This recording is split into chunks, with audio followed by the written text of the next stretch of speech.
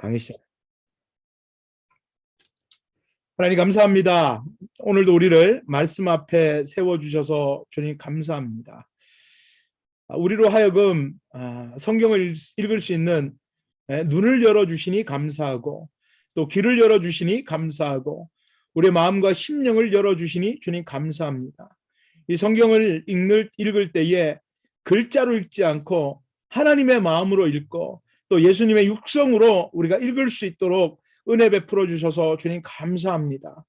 오늘도 우리가 삶과 이제 예수님의 설교를 듣기를 원합니다. 하나님, 이 예수님의 말씀이 2000년 전에 군중들에게 하셨던 그런 소리가 아니라 오늘 나에게 외쳐지는 그런 메시지 될 수 있도록 주여 도와 주시옵소서. 아멘. 예수님 그 생명이신 이름으로 기도하옵나이다. 아멘. 우리는 하자. 자, 워크북 39페이지 한번 좀 펴보실까요? 워크북 우리 39페이지. 제목 다 같이 한번 읽어볼까요? 자, 시작. 8개월 후 갈릴리로 이동, 갈릴리도 들썩들썩. 자, 8개월 후 갈릴리로 이동, 갈릴리도 들썩들썩. 예수님께서 첫 번째 유월절에 성전 청결 사건을 일으키신 후에 8개월 동안 유대에서 사역을 하시고 이제 갈릴리로 이동하셔서 갈릴리 사역을 하시는 그런 내용들을 오늘 공부를 하겠는데요. 지난 시간에 우리가 배웠던 내용들을 한번 좀 기억해 보시면, 예수님의 생애는 30세를 전후로 사생애와 공생애로 나눌 수가 있습니다. 30세 이전을 우리가 사생애라고 하지요. 그러니까 요셉과 마리아, 나사렛에서 등장합니다. 그리고 베들레헴에서 예수님께서 출생하시고, 또 이때 대헤롯에 의해서 영아 살해 명령이 내려지고, 그래서 예수님께서는 애굽으로 피신을 가십니다. 대헤롯이 죽은 후에 예수님 가족은 나사렛으로 돌아오십니다.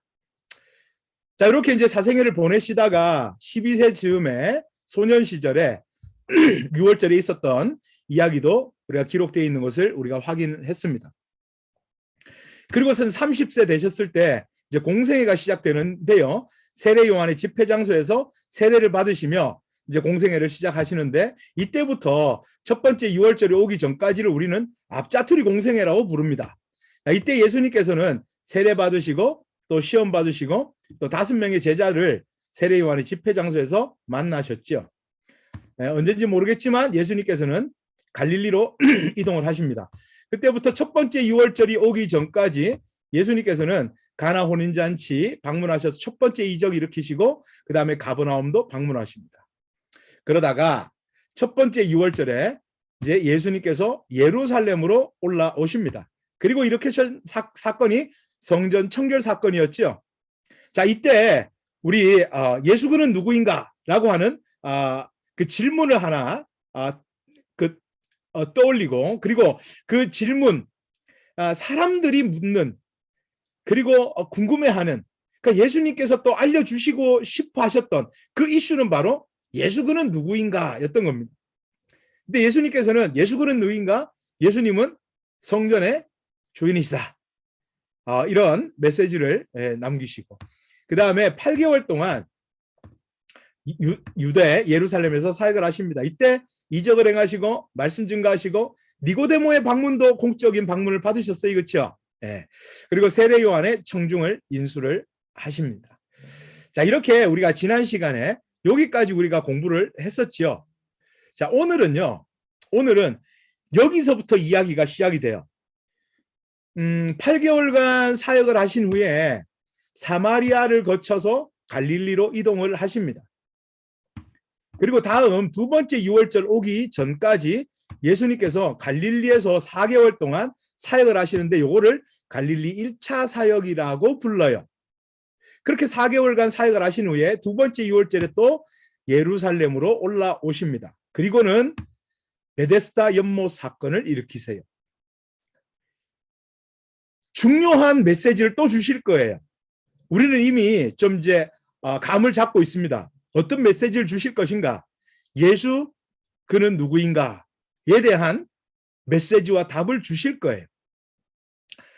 그 메시지를 주시고 언제까지인지는 모르겠지만 유대에서 예루살렘에서 사역을 하시고 또 갈릴리로 이동을 하시게 되는, 오늘 공부할 범위는 딱 요만큼입니다.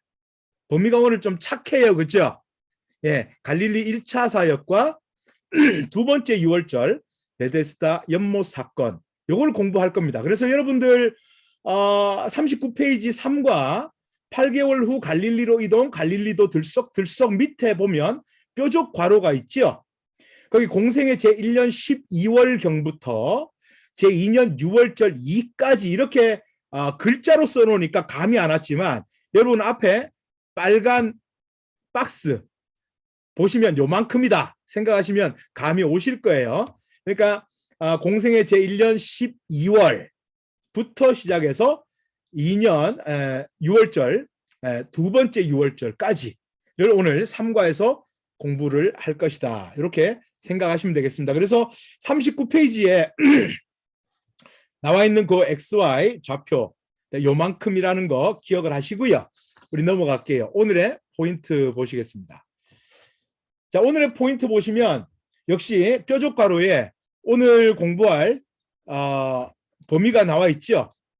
빨간 박스 그만큼이었다. 이렇게 생각하시면 되겠고요. 오늘의 포인트 1번 보시면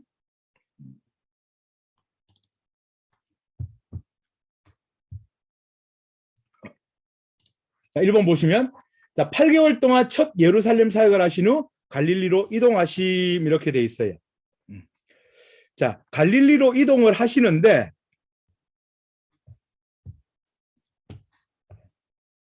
갈릴리로 이동을 하시는데요. 이동하시게 된 상황 혹은 배경을 우리가 좀 알 필요가 있습니다. 그래서 그걸 한번 들여다 볼 거고요. 그리고 두 번째는 갈릴리로 이동하셔서 제1차 갈릴리 사역이라고도 불리는 첫 갈릴리 사역을 우리가 볼 겁니다. 그래서 이동하시게 된 상황, 그리고 이동하셔서 하셨던 갈릴리 사역, 그리고 두 번째 6월절에 예루살렘에서 하셨던 베데스다 연못 사건, 두 번째 6월절 어떤 사역을 하셨는지 이걸 오늘 볼 겁니다. 이때부터 이제 안식일 논쟁이 이제 시작이 되는 거예요. 자, 오늘의 포인트 간단합니다. 예수님께서 갈릴리로 이동을 하시는데요.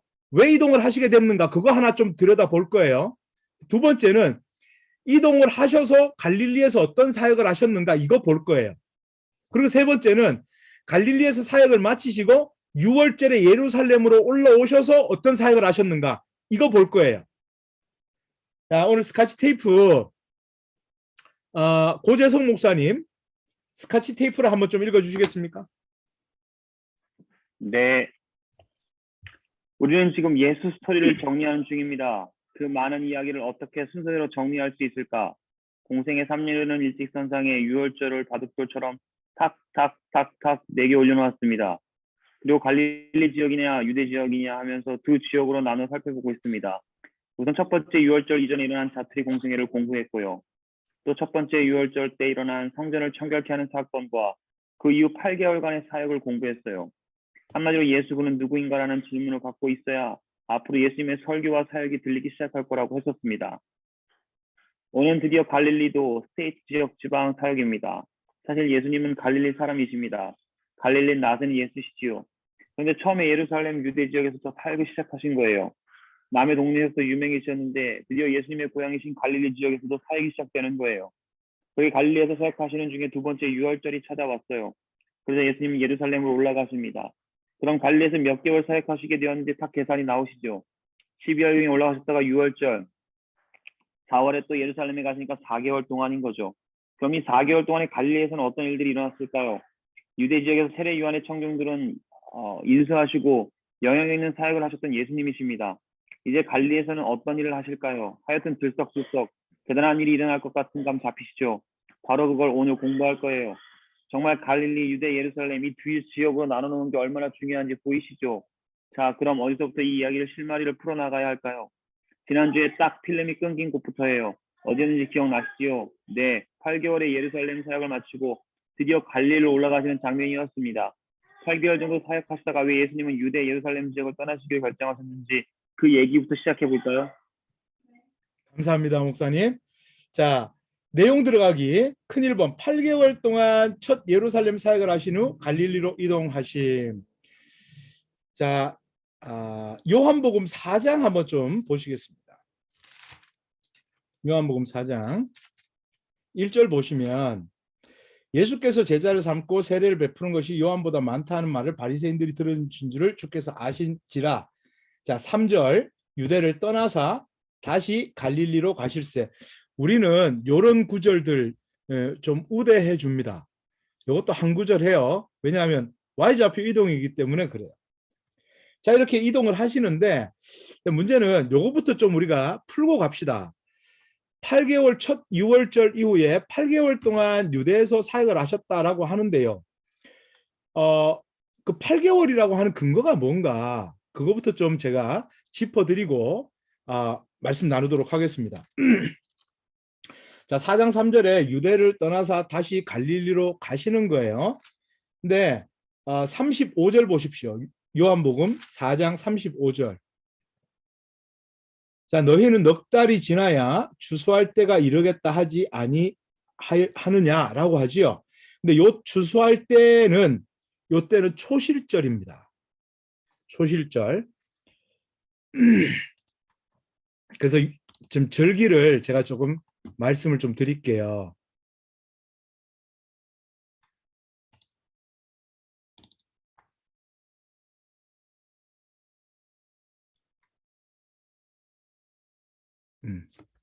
절기를 좀 말씀을 드릴게요.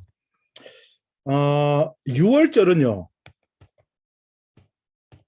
6월절은 유대 성서력으로 1월 14일입니다. 그렇죠?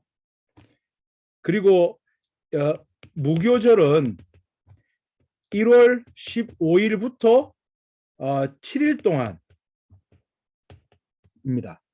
그러니까 1월 14일, 1월 15일, 1월 16일, 1월 17일, 1월 18일, 1월 19일, 1월 20일, 1월 21일 이렇게 돼 있으면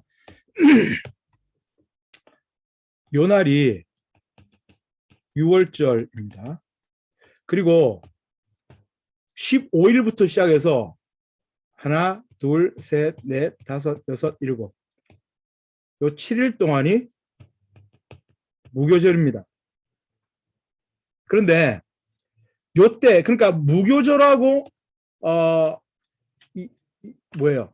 6월절하고 무교절은 이렇게 한 덩어리로 붙어서 다니는 겁니다. 붙어서 다니는데 초실절은 언젠가 하면요. 초실절은 이 날짜 중에 안식일이 어느 날에는 안식일이 있을 거 아니에요. 그렇죠? 날짜가 정해지면 요일은 바뀌어요. 그렇죠? 네, 요일은 바뀝니다. 작년에 제 생일이 수요일이었으면 올해 제 생일은 수요일이 아닙니다. 요일은 바뀌어요. 근데 만약에 이 날이 예를 들어서 이 날이 안식일이면 안식일 다음 날인 18일은 요 날이 초실절이 됩니다. 그렇기 때문에 6월절, 무교절, 초실절은 다 한 덩어리로 붙어서 다녀요. 그래서 이제 그 예수님께서 십자가에 처형당하시던 날이 마침 6월절이 금요일이었고요. 무교절 시작되는 그 다음 날이 안식일이었고요. 그래서 그 다음 날이 그러면 초실절이잖아요. 그래서 예수님께서 이날 부활하신 겁니다. 부활하시며 잠자는 자들의 첫 열매가 되셨다고 말씀하시잖아요. 첫 열매. 그래서 드리고 싶은 말씀은 이거예요. 이렇게 6월절과 6월절, 무교절, 초실절은 다 붙어 다닌다. 근데 이게 성서력으로 1월달이지만 이게 요즘 이게 고난주간이나 부활절이 몇 월 달이지요? 4월 달입니다. 그렇죠? 그러니까 지금 요한복음 4장 35절에 넉 달이 지나야 추수할 때가 이르겠다 하지 아니하였느냐. 요때 초실절 얘기하니까 그러면 넉 달이 지나야 4월 초실절이 있다는 얘기니까 지금은 몇 월 달이요? 그래서 지금은 12월이 되는 겁니다. 자, 되셨죠? 자, 이렇게 예수님께서 이렇게 그러면 첫 번째 유월절 이후에 8개월 동안 유대에서 사역하셨다라고 하는 근거가 여기서 제시가 되는 거예요. 그리고 8개월 후, 그러니까 12월에 예수님께서는 갈릴리로 이동을 하시게 됩니다. 자, 그래서 41페이지, 자, 8개월 동안 첫 예루살렘 사역을 하신 후 이제 요거 풀리셨어요, 그렇죠? 그리고 갈릴리로 이동을 하세요. 그러니까 Y좌표 이동 순간이다. 요한복음 4장 3절 Y좌표 이동 순간인 거예요. 자, 그런데 그러면 예수님께서는 왜 이동을 하셨는가에 대해서 그 상황, 이유를 한번 좀 보자는 거죠. 방가루 1번에 보시면 하나 좀 써놓으세요. 제가 PPT를 제가 앞에 화면에다가 제가 좀 써드릴게요. 이동하시도록 만든 상황은 바리새인들의 입장 정리가 끝났기 때문에 그래요. 바리새인들의 입장은 뭔가? 예수 우리의 적이다. 자, 바리새인들이 앞으로 바리새인들이 예수님에 대한 입장 정리를 3번을 합니다. 첫 번째 입장을 어떻게 정리했는가 하면 예수님께서 성전 청결 사건을 하신 후에 그때 니고데모가 찾아왔잖아요. 근데 예수님께서는 그 대제사장의 본진을 치신 겁니다. 그렇죠? 그러니까 사두개인들의 그 본진을 치신 거예요. 그러니까 바리새인의 입장에서는 우리와 대척점에 있는 자들을 이렇게 치셨는데 아직은 잘 모르겠다는 겁니다. 우리의 적인지 아닌지 좀 더 두고 봐야 되겠어. 이런 입장이었어요.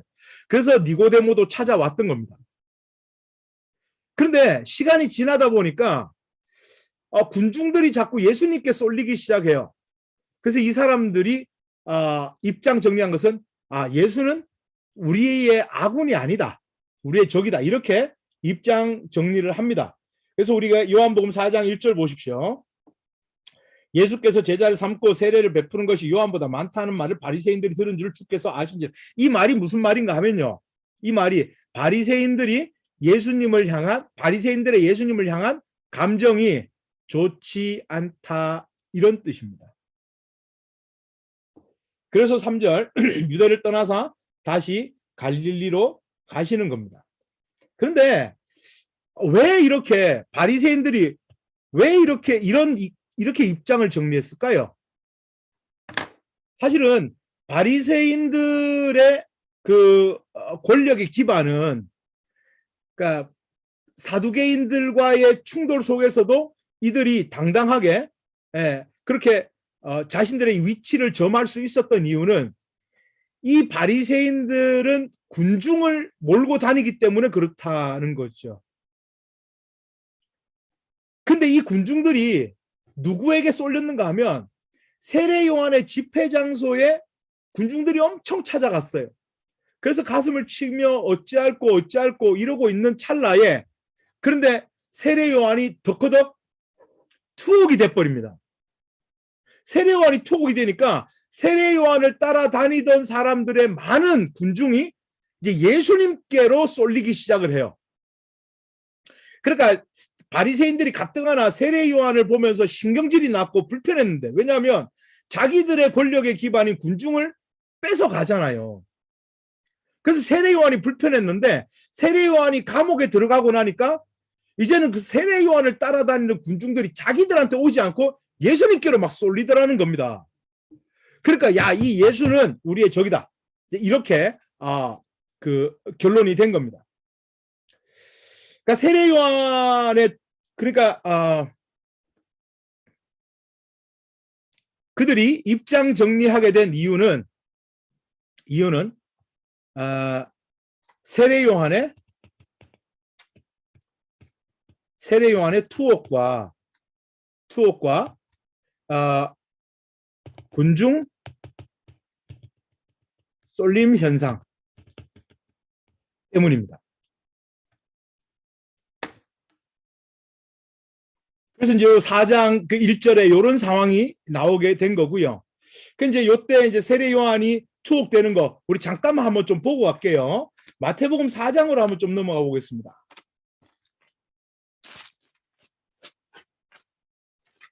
마태복음 4장 12절부터 13절 김명희 전사님 한번 좀 읽어주시겠어요?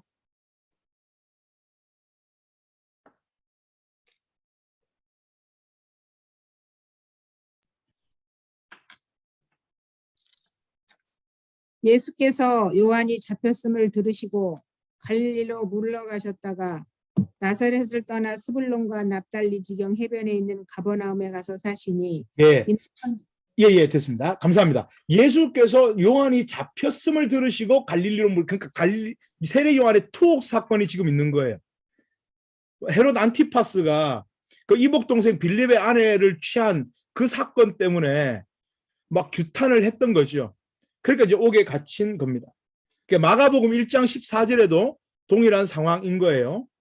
자, 그러니까 좀 정리해 드릴게요. 예수님께서 유대 사역을 8개월 동안 하시다가 갈릴리로 이동하실 수밖에 없었던 상황은 바리새인들이 예수님에 대한 입장 정리를 했어요. 어떻게? 예수는 우리의 적이다. 근데 이렇게 정리하게 된 이유는 세례 요한이 투옥되고 난 이후에 세례 요한을 쫓아다니던 군중들이 예수님을 막 쫓아다니기 시작했거든요. 그러니까 바리새인들이 불편한 겁니다. 그래서 예수님께서 이동을 하시게 되는데요. 42페이지 보십시오. 사마리아를 거쳐서 갈릴리로 이동을 하시는 거예요. 자, 다시 요한복음 4장으로 한번 넘어옵니다. 답을 먼저 좀 달아 놓으실까요? 양가로 1번과 양가로 2번은 양가로 1번 사마리아 여인을 만나신 겁니다. 사마리아 여인을 만나심. 양가로 2번 사마리아에서도 사역하심. 네, 양가로 1번은 사마리아 여인을 만나심. 양가로 2번 사마리아에서도 사역을 하심입니다. 자, 요한복음 4장 한번 좀 보십시오.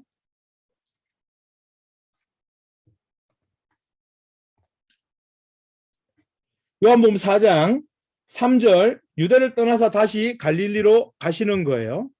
다시 갈릴리로 가시는데 4절 사마리아를 통과하여야 하겠는지라.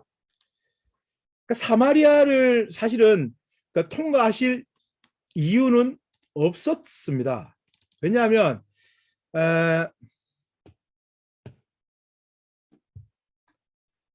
갈릴리가 여기가 갈릴리도지요. 그리고 유다도입니다. 그리고 여기 이제 끼어 있는 데가 이제 사마리아입니다. 그렇죠? 사실 유대 사람들은 사마리아인들과 상종하지 않습니다. 우리가 구약 때 배웠지만 BC 722년에 그 북이스라엘이 아수르에게 멸망당한 후에 아수르는 북이스라엘 사람들과 통혼하여 그 혼혈 정책을 폈죠. 그래서 태어난 혼혈인들을 사마리아인이라고 부릅니다. 그래서 유대 사람들은 사마리아 사람들과 상종하지 않습니다. 그래서 1차 포로 귀환단이 돌아왔을 때도 사마리아 사람들이 와서 내가 우리도 성전 짓는데 힘 좀 보탤게 이랬더니 유대 사람들이 싫어, 니네랑 같이 안 할 거야 이랬던 거 기억나시죠? 그죠? 그래서 사마리아 사람들과 상종 안 합니다. 그래서 유대 사람들은 사마리아 사람을 취급할 때 뭐 말하는 짐승 뭐 그 정도로 취급을 합니다. 그래서 다닐 일이 있어도 이렇게 왕래하지 않습니다. 어떻게 왕래하는가 하면 그 요단강이 있잖아요. 여기 요단강이 이렇게 흐릅니다. 이들은 어디로 다니는가 하면 이렇게 요단강을 타고 이렇게 돌아서 다닙니다. 그러니까 길은 더 먼데도 이렇게 돌아서 다녀요. 근데 예수님께서 지금 사마리아를 통과하신다고 하죠? 왜 그러실까요? 예수님께서 바쁘셔서 그러셨을까요? 쇼컷으로 가시려고? 그거 아닙니다. 왜냐하면 뒤에 40절을 한번 좀 보십시오. 40절 사마리아인들이 예수께 와서 자기들과 함께 유하기를 청하니 거기서 이틀을 유하심에, 그러니까 거기에서 이틀을 더 계시는 거예요. 그러니까 바쁜 일이 있어서 쇼컷으로 가려고 가신 게 아닙니다. 의도적으로 가신 거예요. 자, 그래서 누구를 만나는가 한번 봅시다. 4장 5절 사마리아에 있는 수가라 하는 동네에 이르니 야곱이 그 아들 요셉에게 준 땅이 가깝고 또 거기 또 야곱의 우물이 있어요. 그 우물에서 7절 사마리아 여자 한 사람을 만나셨습니다. 그리고는 예수께서 물 좀 다고 그렇게 말씀하셨어요. 그러니까 이 여인이 깜짝 놀랍니다. 유대 사람은 사마리아 사람과 상종하지도 않고 특별히 이 사람은 또 여자예요. 이 여인이 9절 사마리아 여자가 이르되 당신은 유대인으로서 어찌하여 사마리아 여자인 나에게 물을 달라 하나이까 하니 이는 유대인이 사마리아인과 상종하지 아니함일러라. 이렇게 이제 말씀을 하세요. 자, 그러면서 예수님과 이 여인의 대화의 이슈는 생수입니다. 그러니까 예수님께서 생수라고 하는 것은 뭘 의미하는지. 근데 이 여인이 생각하는 생수는 뭔지가 사실은 달라요. 그래서 이런 대화가 오고 갑니다.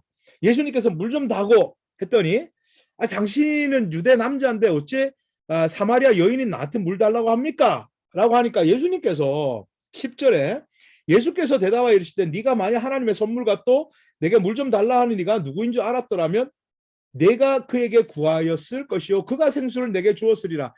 사실 내가 누군지를 알면 오히려 네가 나한테 물을 좀 달라고 했을걸? 이제 이렇게 이야기하는 겁니다. 그랬더니 여인이 11절에 당신은 가만히 보니까 당신 손에는 물기를 바가지도 없고 우물은 깊고 한데 당신이 어떻게 나한테 생수를 줄 수 있습니까? 이렇게 이제 묻는 거예요.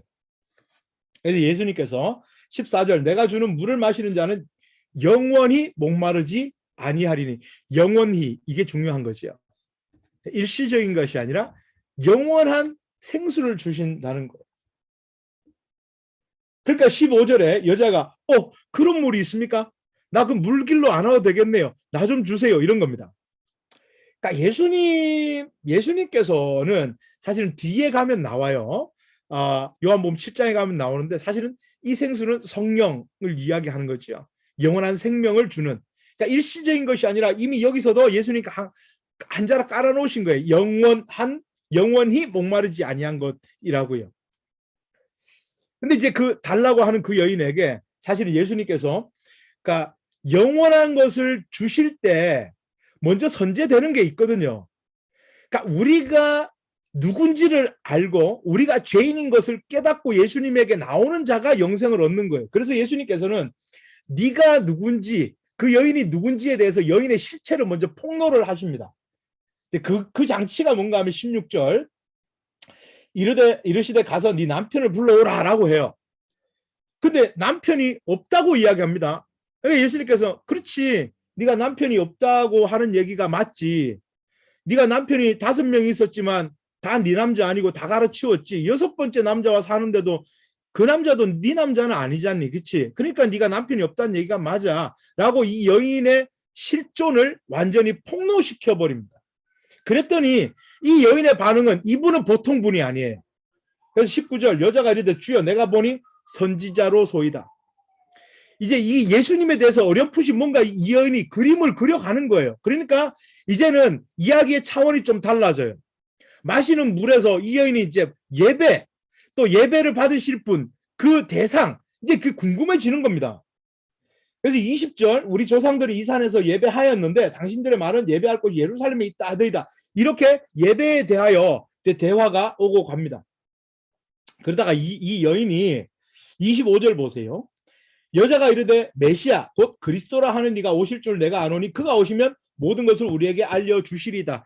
사실 내가 당신과 이야기를 하고 있지만 뭐 내가 이제 질문하는 건 내가 궁금한 거 이거는 사실 메시아 그리스도가 오면 우리에게 다 아주 클리어하게 알려주실 텐데요 하니까 예수님의 대답은 이겁니다.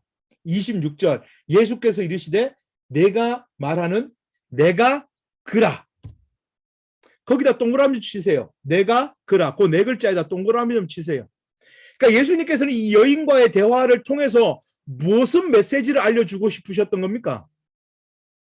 내가 곧 메시아다. 내가 곧 그리스도다. 이거 말씀하시고 싶으셨던 거예요. 그러니까 이 여인은 이 대답을 들은 겁니다. 우리를 죄에서 구원할 자. 나를 살려주실 수 있는 분. 그분을 발견한 거예요. 그래서 28절 여자가 물동이를 버려두고 동네로 들어갔습니다. 그리고 뭐라고 외치는지 보세요. 29절 내가 행한 이 모든 일을 내게 말한 사람을 와서 보라. 이는 그리스도가 아니냐. 예수 그는 누구인가. 계속해서 융단 폭격처럼 던져지는 메시지와 이슈는 예수 그는 누구인가 그겁니다. 예수님께서 나 그리스도야. 그러니까 이 여인이 그리스도를 발견하고 동네에 들어가서 얘기하는 것은 내가 만난 저 예수가 그리스도다. 이렇게 이야기하는 겁니다. 그랬더니 30절 그들이 동네에서 나와 예수께로 오더라. 그래서 많은 사람들이 예수를 믿습니다. 39절 여자의 말이 내가 행한 모든 것을 그가 내게 말하였다 증언하므로 그 동네 중에 많은 사마리아인이 예수를 믿는지라. 북방 이스라엘이 멸망하고 나서 북방 이스라엘 역사는 세계사 역사 수면 아래에 푹 잠겼었습니다. 사마리아인들의 실체와 그 존재는 드러나지 않았어요. 수치 그 자체였습니다.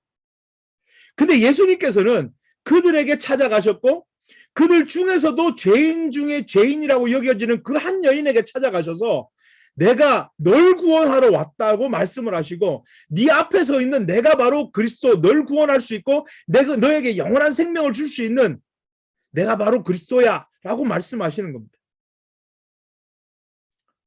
잊혀지고 버려졌던 그 존재에게 찾아가셔서 난 널 잊지 않았고 난 널 사랑하고 난 널 구원하기 위해서 이 땅에 왔다고 그렇게 말씀하시는 겁니다.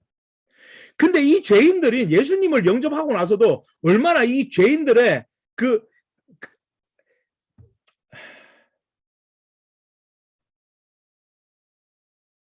속에 있는 그 죄성이 어떤지를 뒤에 또 이야기를 해요. 사람들이 뭐라고 하는지 아세요? 42절 보세요. 그 여자에게 말한 사람들이 예수님을 믿은 그 사람들이 그 여인에게 뭐라고 하는가 하면 그 여자에게 말하되 이제 우리가 믿는 것은 네 말로 인함이 아니니 이는 우리가 친히 듣고 그가 참으로 세상의 구주이신 줄 알미라 하였더라. 야, 네 때문에 예수 믿는 거 아니거든. 내가 들어보니 저분은 메시아가 맞다라고 여겨져서 내가 내 의지로 내가 예수님을 영접한 거거든. 그러니까 죄인들끼리 서로 잘났다고 지금 다투고 있는 그런 모습입니다. 뼛속까지 죄인들의 모습이 이렇게 드러나고 있습니다. 자, 예수님께서 정리해 드릴게요. 42페이지 제일 위에 방가로 2번 사마리아를 거쳐서 갈릴리로 이동하실 때 사마리아 여인을 만나셨고요. 그리고 사마리아에서 사역을 하셨습니다. 거기서 전했던 메시지 예수 그는 누구인가 그 메시지 전하셨습니다. 예수님 그분이 그리스도이시라는 거예요. 자, 이렇게 43절 이틀이 지남에 사람들이 이틀 더 있으라고 했잖아요. 근데 이틀이 지남에 예수께서 거기를 떠나 갈릴리로 가십니다. 자, 이제 사마리아를 거쳐 갈릴리로 이동하시는 거예요. 밑에 다 같이 함께 읽어봅시다. 사각지대에 가 있어요. 박수잔 집사님, 요거 한번 읽어주시기 바랍니다. 사각지대, 이 순간 꼭 집어내야 할 매우 중요한 사실이 있습니다. 예수님이 예루살렘에서 8개월간 사역하시고 나서 지금 갈릴리로 이동하시는데요. 이 8개월이 마태복음, 마가복음, 누가복음에는 없다는 것입니다. 세례 받으시고는 금방 갈릴리로 돌아가신 것처럼 되어 있답니다. 그래서 마태, 마가, 누가복음을 읽으면 예수님의 공생애를 알리는 세례 받으시고 시험 받으시는 사건이 끝나자마자 갈릴리로 돌아오시는 것처럼 되어 있답니다. 감사합니다. 마태복음 4장 12절을 한번 열어보세요. 마태복음 4장 12절을 열어보시면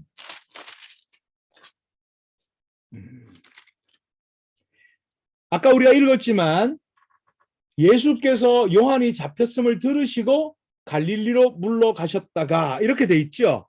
그러니까 예수님께서 지금 그 앞전 11절까지 상황은 어떤 상황인가 하면 예수님께서 세례 받으시고 시험 받으신 장면이에요. 그리고는 바로 예수님께서 요한이 잡혔음을 들으시고 갈릴리로 가셨다. 그러니까 세례 받으시고 시험 받으신 후에 갈릴리로 곧장 이동하신 것처럼 기록이 돼 있어요. 마가복음도 볼게요. 마가복음 1장 12절부터 보십시오. 성령이 곧 예수를 광야로 몰아내신지라. 지금 시험 받으시는 장면이에요. 광야에 40일을 계시면서 사단에게 시험 받으시며 들짐승과 함께 계시니 천사들이 수종 들더라. 그리고 나서 14절 요한이 잡힌 후 예수께서 갈릴리에 오셔서, 그러니까 여기도 지금 세례받고 시험 받으신 후에 곧장 갈릴리로 이동하신 것처럼 돼 있고요. 누가복음도 볼게요. 누가복음 4장 14절 보시면 사실은 누가복음 4장 1절부터 13절까지는 시험 받으시는 장면이에요.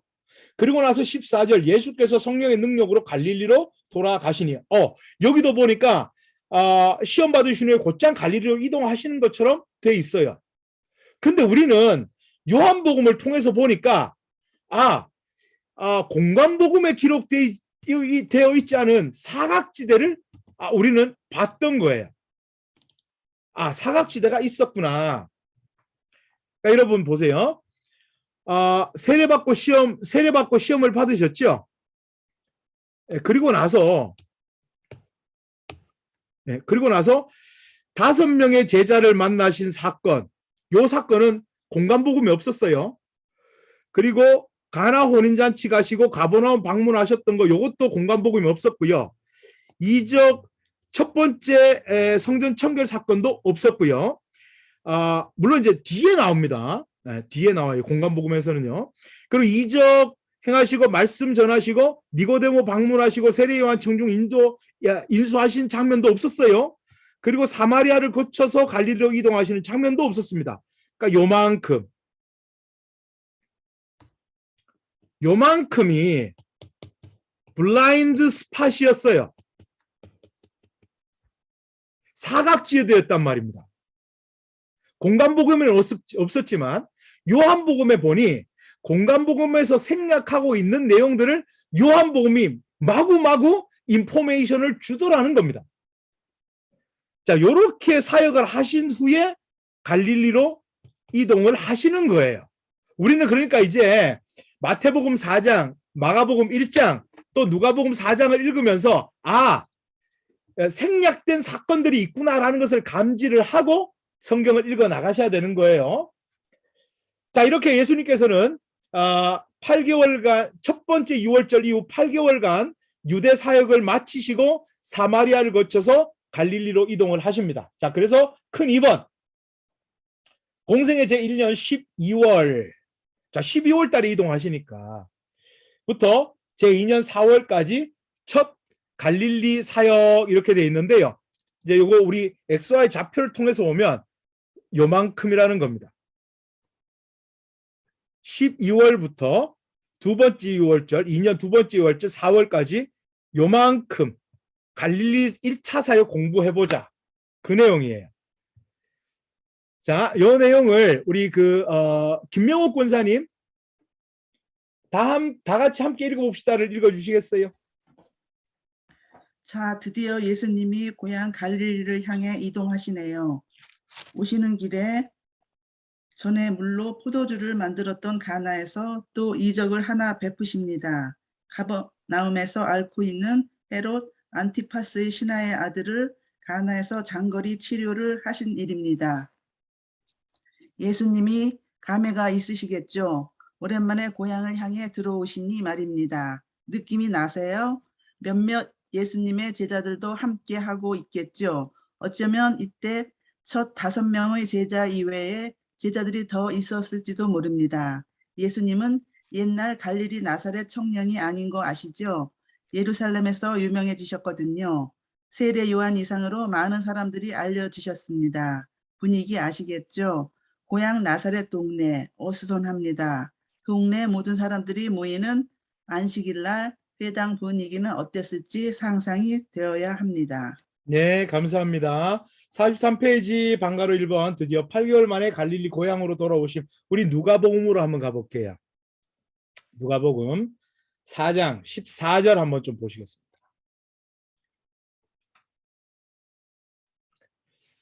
예수께서 성령의 능력으로 갈릴리에 돌아가시니 그 소문이 사방에 퍼졌고 친히 그 여러 회당에서 가르치심에 무사람에게 칭송을 받으시더라 라고 돼 있어요.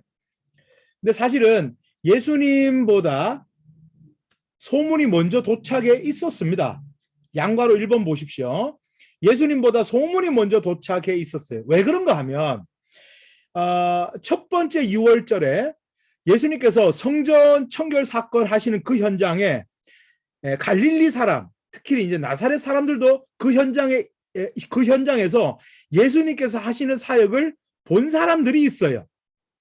그 사람들이 예수님께서는 8개월 동안 유대에 머무실 때 그 사람들은 자기 동네로 돌아가서 엄마야, 뭐 그 요셉의 아들이 그런 거 하더라 이러면서 막 소문을 퍼뜨린 게 있습니다. 우리 누가복음 4장 손꼽아 놓으시고요. 요한복음 4장으로 한번 넘어가 볼게요. 요한복음 4장 45절 보시면요. 이렇게 돼 있어요. 갈릴리에 이르심에, 이제 요때가 지금 사마리아를 거쳐서 갈릴리로 가신 거예요. 이르심에 갈릴리인들이 그를 영접하니 이는 자기들도 명절에 갔다가 언제 명절이요? 첫 번째 유월절 명절에 갔다가 예수께서 명절 중 예루살렘에서 하신 모든 일을 보았음이러라. 그 사람들이 와서 막 먼저 예수님에 대한 소문을 막 낸 거예요. 그래서 예수님보다 소문이 먼저 도착해 있었죠. 자, 다시 성경은요, 누가복음 4장으로 넘어오시고 워크북은 43페이지예요. 그러니까 이미 그 예수님을 배척하기로 입장 정리한 나사렛 회당 원로들이 이렇게 돼 있어요. 그러니까 예수님께서 나사렛 갈릴리 나사렛으로 오셨을 때 이미 예수님께서는요 분위기를 감지하고 계셨습니다. 그래서 이거 한번 좀 더 봤어야 되는데 죄송해요. 왔다 갔다 해서요. 요한복음 4장 다시요. 요한복음 4장 그 45절을 우리가 읽었잖아요. 소문이 미리 도착해 있었는데 예수님께서는 이미 그 분위기를 간파하고 계셨어요. 44절 보세요. 친히 증언하시기를 선지자가 고향에서는 높임을 받지 못한다 하시고 이미 예수님께서는 이런 분위기를 감지하고 계셨습니다. 그러니까 지금 나사렛 사람들은요. 예수님을 배척하기로 마음 먹고 있는 사람들이 많았어요. 자, 그 현장으로 한번 가보는 거예요. 자, 그래서 이제 누가복음 4장으로 넘어옵니다. 자, 그 예수님을 배척하기로 입장 정리한 그런 사람들의 그 마음가짐들은 이따가 또 차차 볼 거고요. 자, 양가로 3번 예수님이 안식일에 회당에서 찾아 읽으셨던 이사야 본문의 의 이렇게 돼 있어요. 누가복음 4장 16절 예수께서 그 자라나신 곳 나사렛에 이르사 안식일에 늘 하시던 대로 회당에 들어가서 성경을 읽으려고 서시며 나사렛 회당에 들어가신 겁니다. 그리고 성경을 읽으려고 하는데 17절 선지자 이사야의 글을 들이거늘 그러니까 누군가가 예수님에게 책을 갖다 주는데 그 책이 뭐였는가 하면 이사야서였다는 겁니다. 그래서 예수님께서 책을 펴서 이렇게 기록된 데를 찾으셨어요. 예수님께서는 의도적으로 이 본문을 지금 찾으신 겁니다. 이사야 61장 말씀을 찾으신 거예요. 그리고 이제 읽으십니다. 읽으시니까 기록되어 있는 대로 그대로 읽어야 되겠잖아요. 그렇죠? 예. 근데 이제 이렇게 읽으시는 거예요. 18절. 주의 성령이 내게 임하셨으니 이는 가난한 자에게 복음을 전하게 하시려고 내게 기름을 부으시고 나를 보내사 포로된 자에게 자유를 눈먼 자에게 다시 보게 함을 전파하며 눌린 자를 자유롭게 하시고 주의 은혜의 해를 전파하게 하려 하심이라 하였더라. 책을 덮어 그 맡은 자에게 주시고 앉으시니 이렇게 돼 있죠. 나중에 여러분들 이사야 61장 1절에 3절 말씀과 이 말씀을 한번 비교해 보세요. 그러면 차이점이 있어요. 차이점이 있는데 보복의 날과 심판의 날은 일부러 뺐어요. 예수님께서.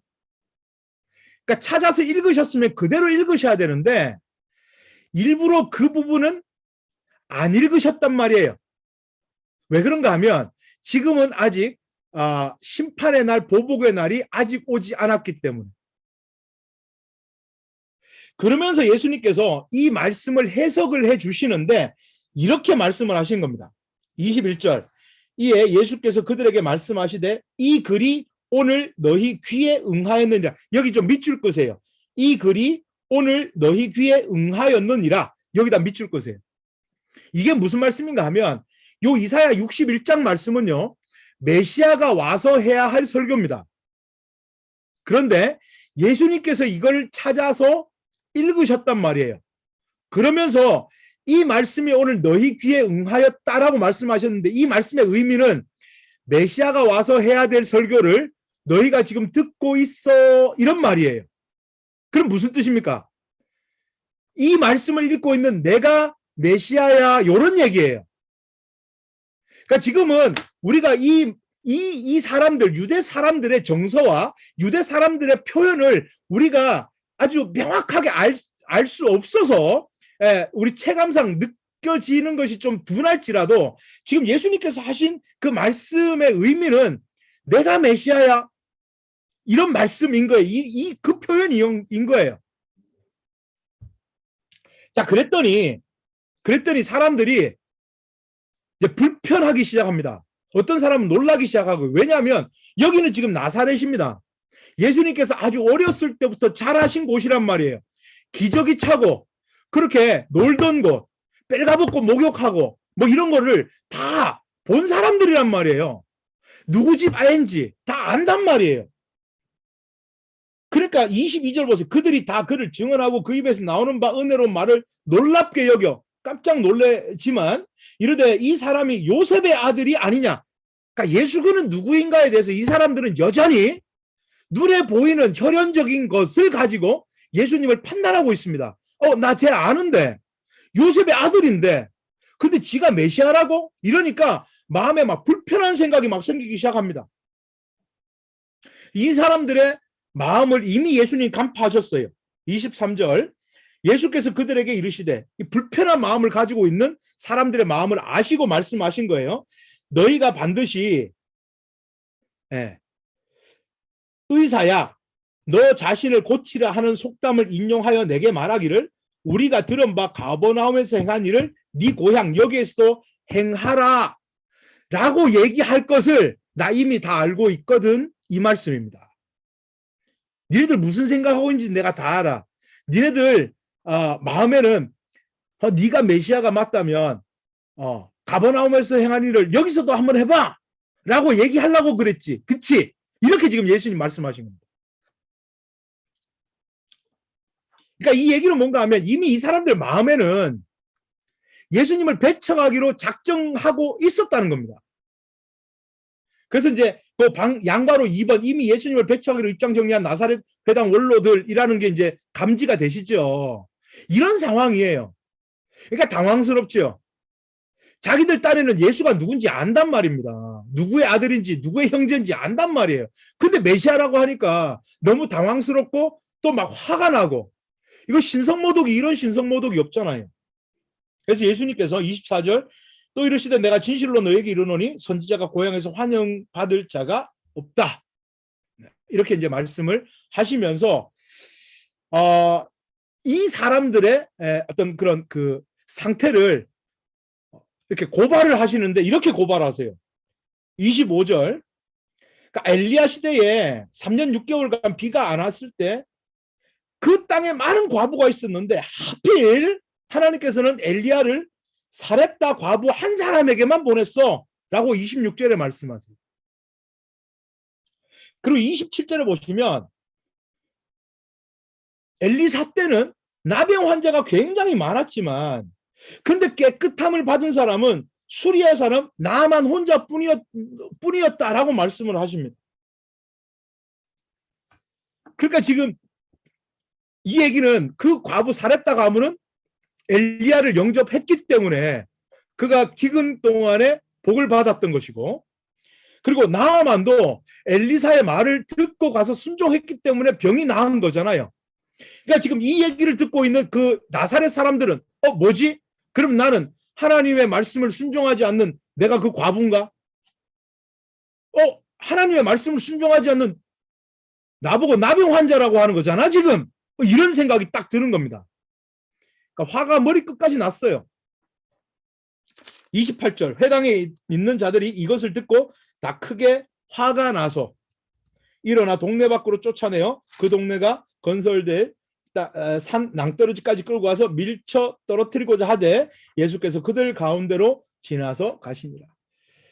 자, 이제 고향으로 돌아오셨던 겁니다. 근데 환영받지 못하셨던 거예요. 예수님의 메시지는 너무너무 클리어합니다. 딱 한 가지입니다. 내가 메시아다. 내가 그리스도다. 그래서 사람들이 그 메시지에 동의하지도 않았고 그 예수님을 영접하지도 않았던 것입니다. 그래서 31절 보세요. 갈릴리의 가버나움 동네에 내려오사. 44페이지 워크북 방가로 2번 이제 가버나움으로 이사를 하신 겁니다. 자, 마태복음 우리 4장 13절에서 16절 아까 우리가 잠시 좀 봤어요. 그거 참고하시면 되겠고요.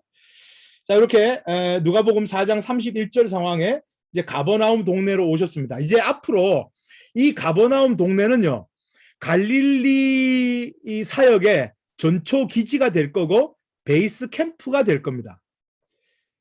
가버나움이라는 동네가 사실은 굉장히 이제 중요한 동네인 것은 여기가 교통의 요충지이기도 하고요.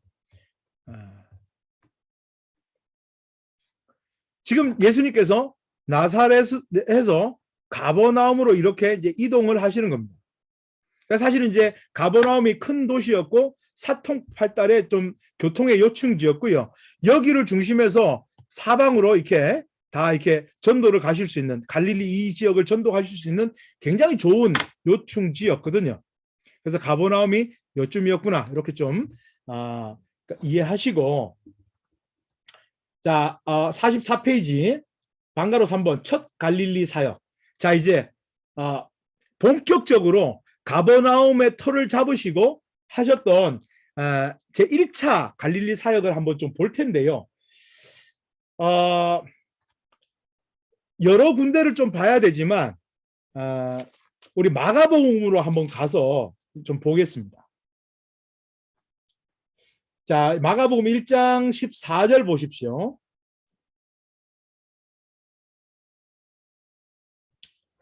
요한이 잡힌 후 예수께서 갈릴리에 오셔서 하나님의 복음을 전파하여 요 한 구절 넘어가는데 우리는 수많은 지금 사건들이 지금 스쳐가야 돼요. 우리 머릿속에는요. 그렇죠? 그리고 그 사건들 생각나야 돼요. 5명의 제자 만나시고. 그렇죠? 그리고 또 가나 혼인잔치 가버나움 방문하시고, 첫 번째 6월절에 내려오셔서 성전 청결 사건 하시고 8개월 동안 유대 사역하시고 사마리아를 거쳐서 갈릴리로 이동하신 이 사건들 지금 다 기억나셔야 돼요. 자, 그리고 갈릴리 오셔서 전하셨던 내용이 15절 여기다 별표 좀 치시고요. 이르시되 때가 찼고 하나님의 나라가 가까이 왔으니 회개하고 복음을 믿으라 하시더라. 하나님의 나라에다가 동그라미 좀 치세요. 창세기 12장에서부터 시작되었던 그 하나님의 나라, 생명으로 가득 찬 그 하나님의 나라, 지금 예수님께서 전하셨던 것은 그 하나님의 나라를 전하셨던 것입니다. 예. 그리고 회개하고 복음을 믿으라 하셨습니다. 그러니까 복음은 뭡니까?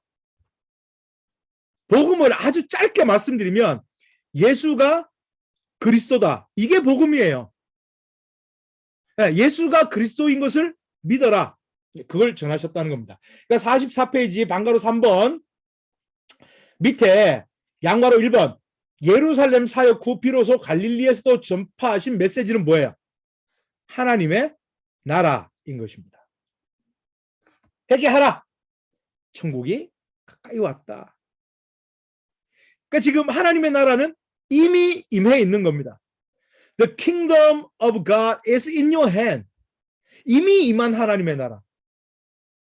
그래서 하나님의 나라는 예수님께서 하나님의 나라의 주인이신 예수님께서 이 땅에 오심으로 하나님의 나라는 이미 우리 가운데 임했지만 already 이미 임했지만 그렇지만 not yet. 아직 궁극적인 하나님의 나라는 아직 완성되지 않은 그런 우리 하나님의 나라 already not yet의 그런 균형. 그래서 예수님께서 하나님의 나라를 전파하셨습니다. 그리고 양가로 2번 제자들을 다시 부르시지요. 16절부터 보시면 갈릴리 해변으로 지나가시다가 시몬 누구예요? 베드로입니다. 시몬과 그 형제 안드레가 바다에서 그물 던지는 것을 보시니 그들은 어부라. 예수께서 이르시되 나를 따라오라. 내가 너희로 사람을 낚는 어부가 되게 하리라 하시니 곧 그물을 버려두고 따르니라. 약간 예수님께서 약간 좀 경상도 스타일이신가? 뭐 많은 설명은 안 하세요. 야, 내 따라온나? 이제 거기 끝입니다.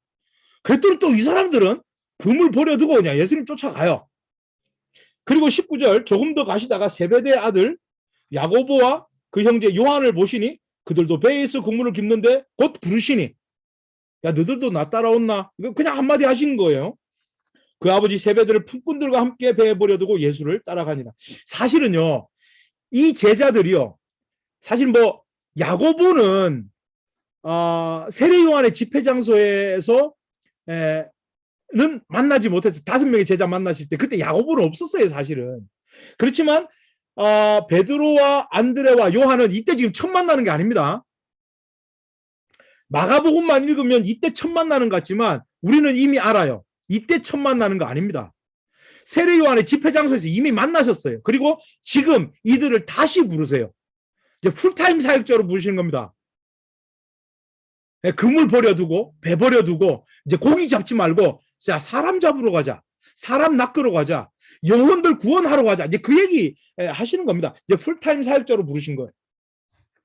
자, 그러면서 본격적인 이제 갈릴리 순회 전도 사역이 시작이 되는데요. 어떤 일이 있었는가? 그거 양가로 3번 이즈음 가버나움에서 어느 안식일에 일어난 일들.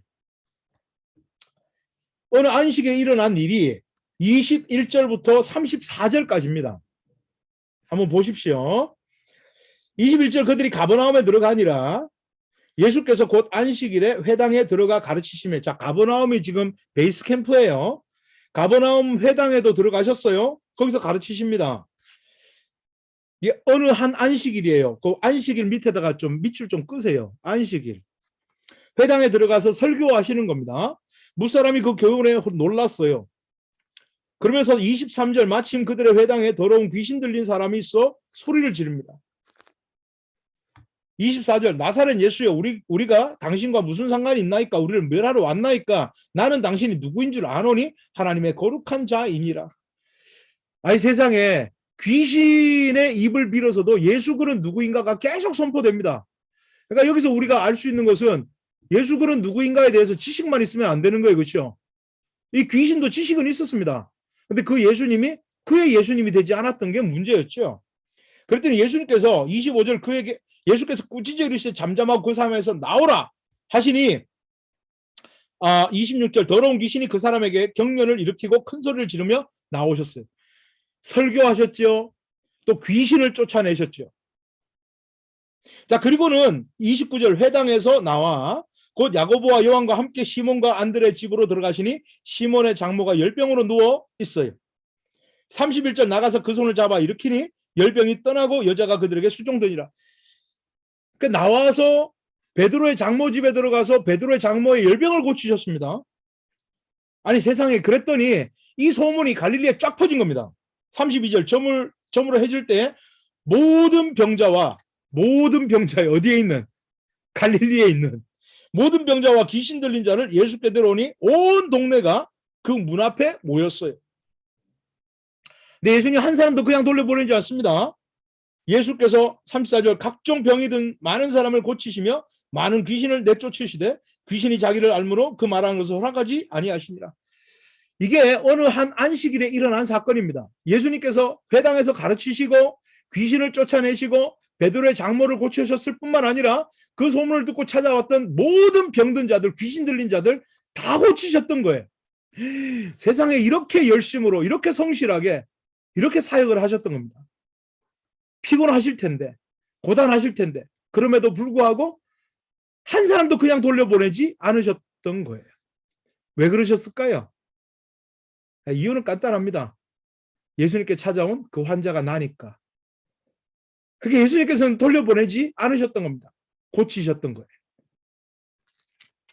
자, 그리고 45페이지 양가로 4번 그 후 온 갈릴리를 순회 전도하며 하여 갈릴리를 공략하심. 35절부터 보십시오. 새벽 아직도 밝기 전에 예수께서 일어나 나가 한적한 곳으로 가사 그러니까 그렇게 열심히 사역을 하시고 또 새벽 기도하십니다. 거기서 기도하시더니 시몬과 미크와 함께 있는 자들이 예수의 뒤를 따라가 만나서 이르되 모든 사람이 주를 찾나이다. 이르시되 우리가 다른 가까운 마을들로 가자. 갈릴리 지역에 있는 다른 마을들로 가서 천국 복음을 전하자고 말씀하시는 것. 갈릴리 순회 전도 하시는 겁니다. 거기서도 전도하리니 내가 이를 위하여 왔노라 하시고 이에 온 갈릴리에 다니시며 그들의 여러 회당에서 전도하시고 또 귀신을 내쫓으셨던 겁니다. 자, 이렇게 전도하시며 있었던 이야기 두 가지의 에피소드를 마가복음 2장에 기록하고 있어요. 그게 이제 양가로 5번입니다. 순회 전도 후 중풍병자를 고치시고 레위 마태를 부르심. 이게 마가복음 2장에 이렇게 붙어 있습니다.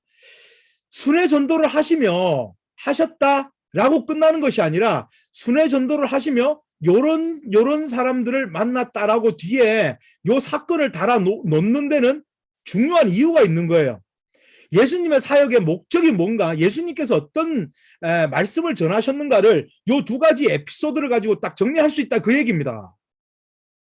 자, 볼게요.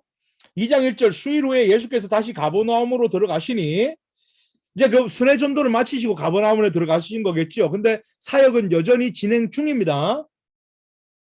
집에 계시다는 소문이 들렸어요. 많은 사람이 모여 문 앞에까지도 들어설 자리가 없어요. 그래서 3절 한 중풍병자를 친구들이 메고 왔어요.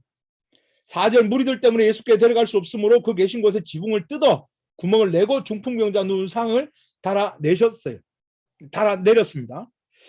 그랬더니 예수님께서 뭐라고 하시는가 보시면 5절 예수께서 그들의 믿음을 보시고 중풍병자에게 이르시되 작은 자야 내 죄사함을 받았느니라 하시니 예수님께서 전하시는 메시지가 예사롭지가 않아요. 자, 보세요. 지금 상황은요. 이 중풍병자가 낫고 싶어서 온 거예요. 그렇죠? 근데 예수님께서는 이 사람을 낫게 해주시기 전에 기대하지 않았던 예상 밖의 말씀을 선포를 하세요. 그게 뭔가 하면 너 죄사함 받았어? 이 말씀 하시는 겁니다. 그러니까 이 사람들이 6절 어떤 서기관에 동그라미 좀 치십시오. 그리고 저는 이렇게 좀 표시를 하는데요. 예. 이렇게 좀 표시를 하는데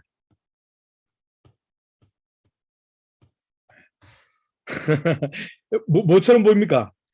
감시하는 눈처럼 보입니까? 예. 앵그리버드처럼 보여요. 요 서기관들에다가 옆에다가 이런 것 좀 하나 그려 놓으세요. 이거 감시하는 눈이에요. 거기 앉아 마음에 생각하기를, 그들이 지금 소리 안 내고 마음으로 생각하고 있는 거예요. 뭐라고 생각하는가 하면 7절, 이 사람이 어찌 이렇게 말하는가? 신성모독이로다. 오직 하나님 한 분 외에 누가 능히 죄를 사하겠느냐? 예수님께서 야, 내가 너 죄 용서해 줄게 이러니까 이 감시하는 사람들이 속으로 생각하기를, 야, 이거 신성모독이야. 지가 하나님이야? 하나님도 아니면서 죄를 용서한대? 이러고 있는 겁니다. 그러니까 예수님께서 이들이 속으로 하는 소리를 간파를 하시고, 8절, 그들이 속으로 이렇게 생각하는 줄을 예수께서 아셨습니다. 그리고 이제 질문을 하세요. 9절, 중풍병자에게 내 죄사함을 받았느니라 하는 말과 일어나 내 상을 가지고 걸어가라 하는 말 중에 어떤 것이 쉽겠느냐, 이렇게 질문을 하세요. 그러니까 되게 어려운 질문이에요. 근데 보세요. 지극히 현상적인 것만 가지고 한번 보자고요. 눈에 보이는 것을 가지고 한번 이 질문에 대답을 해보자고요.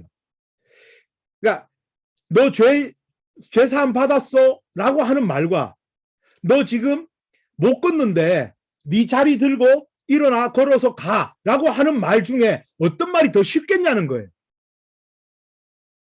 그러니까 만약에 그 중풍병자에게 너 일어나 걸어서 가 이랬는데 만약에 그 중풍병자가 못 일어나면 이거 말한 사람은 바보가 되고 거짓말쟁이가 되고 사기꾼이 되는 거 아닙니까? 그렇죠? 그러니까 이 말은 되게 어려운 거예요. 눈에 딱 보여야 되는 겁니다. 근데 죄사함을 받았어라고 하는 건 확인이 안 되잖아요. 그렇죠? 그러니까 말하기는 되게 쉬운 거예요.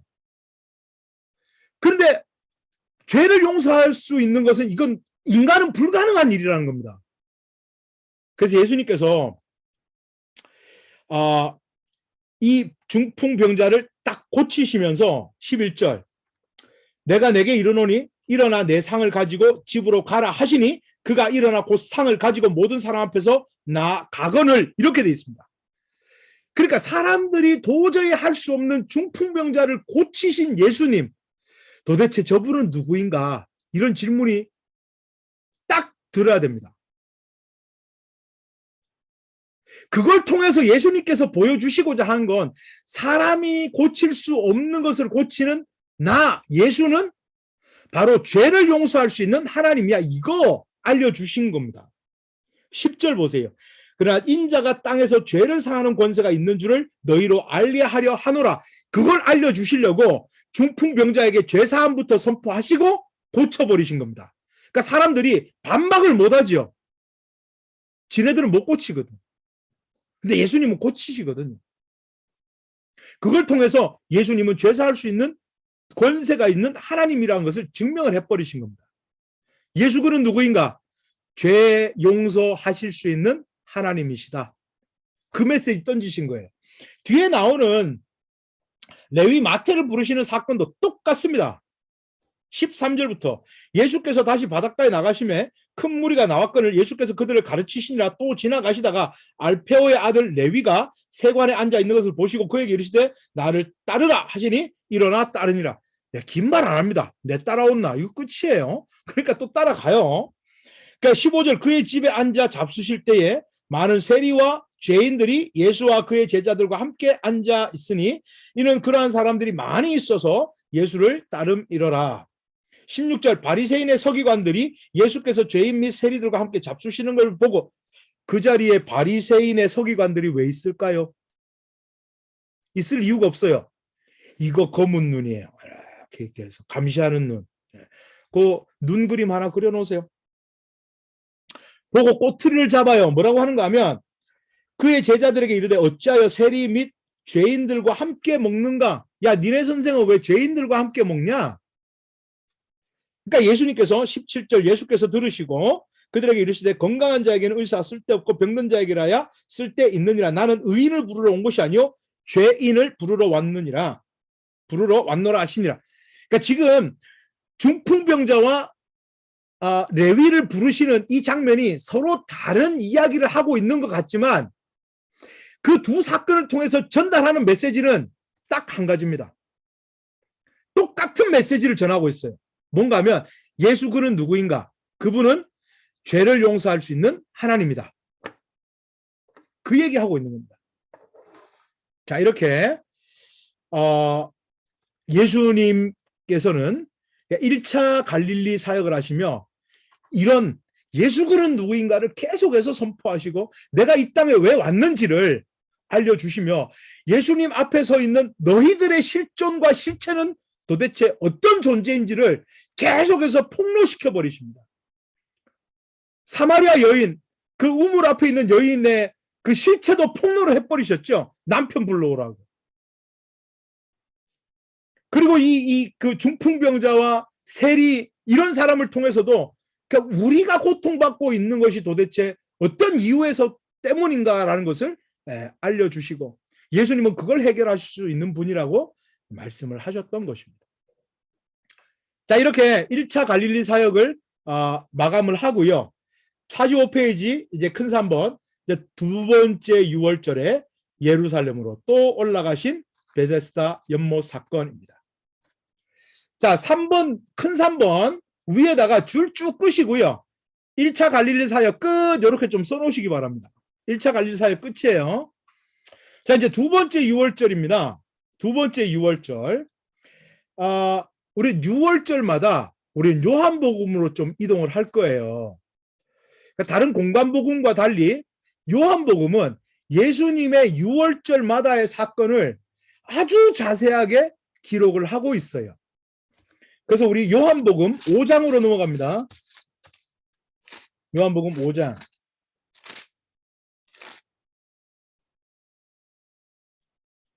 (5장 1절) 그 후에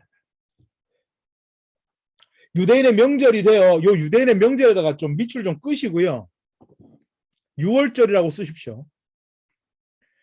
그러니까 5장 1절에 나오는 유대인의 명절이 6월절이나 아니면 다른 명절이냐에 대해서 갑론을박이 많지만 많은 복음적인 신학자들은 이것을 6월절로 봅니다.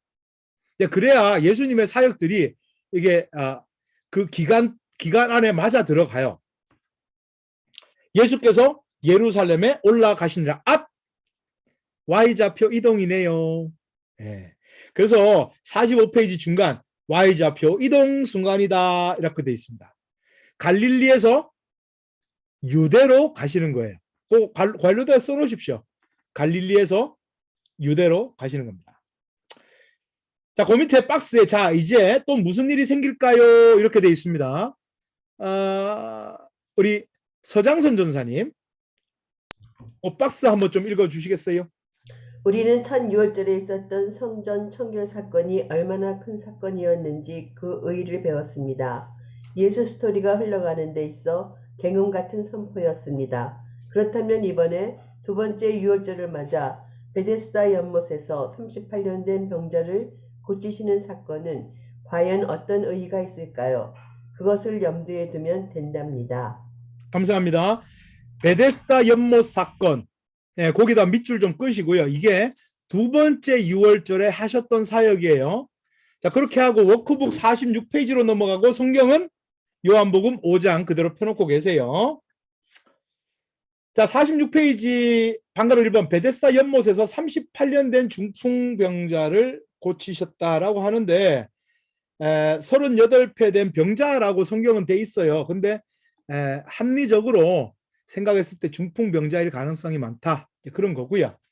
그리고 이제 베데스다 연못 사건을 일으키실 때에 그때 이제 전체적인 그 예수님에 대한 분위기는 어땠는가 이걸 한번 좀 볼 거고요. 그게 양과로 1번이에요. 그리고 양과로 2번 베데스다 연못 사건의 진상. 도대체 무슨 일이 있었길래 줄거리 한번 볼 겁니다. 그리고 나서 되게 중요한 거죠. 방가로 2번.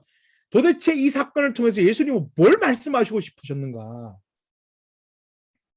그리고 방가로 3번. 그 베데스다 연못 사건 이후에 이제는 어떤 일이 발생했는가? 이거 좀 볼 거예요. 요한복음 5장 2절. 예루살렘에 있는 양문 곁에 히브리 말로 베데스다라 하는 못이 있어요. 그래서 이제 베데스다 연못에서 사역을 하실 텐데 이때요. 이때 베데스다 연못 사건을 일으키실 때 전체적인 분위기는 어떤 분위기인가 하면 예수님에 대하여 감시가 굉장히 심해져 있는 상태입니다. 그리고 우리 좀 전에 봤어요. 1차 갈릴리 사역 하실 때 중풍병자를 고치시고 레위를 부르시면서 무슨 메시지를 던지셨는가 하면 나 하나님이야 이런 말씀하셨습니다. 이거는 사람은 이런 얘기를 하면 안 되는 거예요 원래. 그렇죠? 이건 신성모독이에요. 사람이 어떻게 하나님이에요. 근데 이 일반 군중의 눈에는 그냥 예수님이 사람으로 보였던 겁니다. 그래서 예수님께서 나 죄 사함 죄 용서할 수 있는 나 하나님이야 이렇게 하니까 이 사람들 마음속에서는 뭐지? 이거 신성모독이야. 그런데 중풍병자는 또 고쳐버리셨단 말입니다. 그러니까 뭔가 말은 못하겠고 아닌 거는 같은데 병자는 살리고 이제 혼란스러워요. 그러니까 분위기는 야 예수가 무슨 소리 하고 다니는지 꼬투리 잡을 거 없는지 더 단디 감시해라. 이런 분위기예요 지금. 그러니까 예수님의 일거수일투족이 지금 다 감시당하고 있는 중입니다. 우리 검은 눈 다 표시했었어요. 그렇죠? 자, 이런 상황에 예수님 그러니까 상식적으로 생각하면 조심하고 또 조심해야 될 것 같지만 예수님 그러시지 않으세요. 엄청난 사역을 이 지금 두 번째 유월절에 터뜨리십니다. 그게 이제 양가로 이번 베데스다 연못 사건의 진상이에요. 자, 그 사건 속으로 한번 들어가 볼게요. 성경 확인하면서요. 자, 2절 우리가 읽었고요. 양문 곁에 히브리 말로 베데스다라 하는 연못이 있어요. 베데스다의 뜻은요, 은혜의 집이에요. 은혜의 집. 양문 곁. 양문이라고 하는 것은 제수용품인 도살장할 양이 그러니까 드나들던 그 문이에요. 그러니까 뭔가 지금 좀 그려져요. 그렇죠? 세팅부터 그려져요. 도살당할 양이 지나다니던 그 문 옆에 은혜의 집이라고 하는 연못이 하나 있는 거예요. 이제 거기 3절 많은 병자가 있어요. 맹인이 있고 다리 저는 사람이 있고 혈기 많은 사람이 누워 있어요. 왜 거기 모였는가?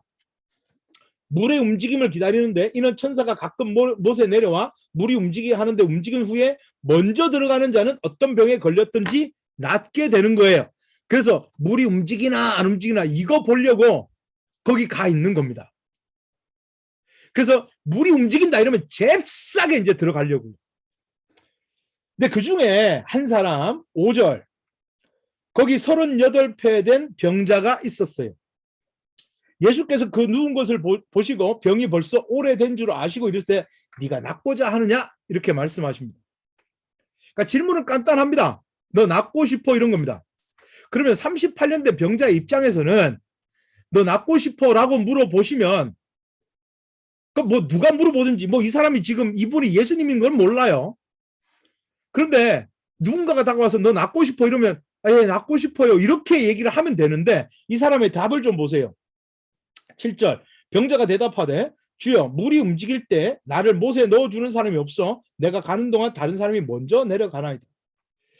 그러니까 예수님께서는 다가가셔서 그 38년 된 병자를 불쌍히 여기시고 그 38년 된 병자를 바라보시는데 그 병자의 시선은요 앞에 있는 분이 아니라 세상적인 어떤 수단과 방법이라고 하는 베데스다 연못을 바라보고 있어요.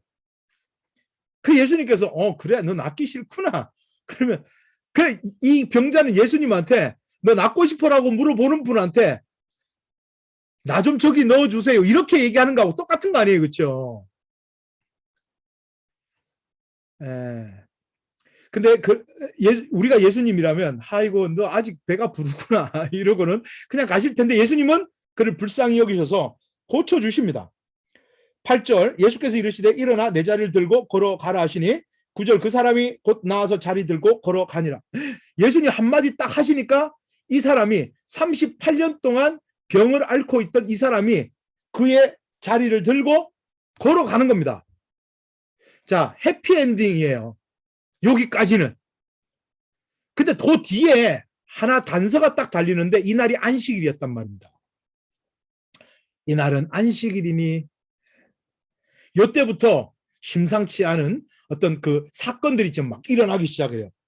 10절 보세요. 유대인들이 병 나은 사람에게 이르되 안식일인데 네가 자리를 들고 가는 것이 옳지 아니하리라.